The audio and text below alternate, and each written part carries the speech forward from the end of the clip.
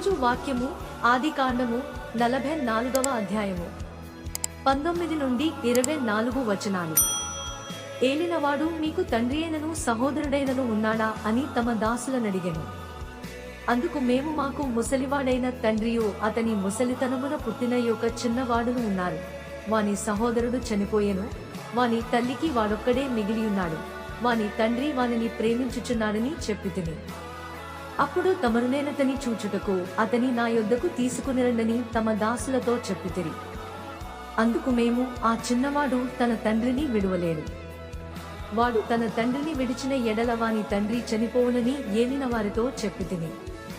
అందుకు మీ తమ్ముడు మీతో రాని ఎడల మీరు మరలా నా ముఖము చూడకూడదని తమ దాసులతో చెప్పితిరి.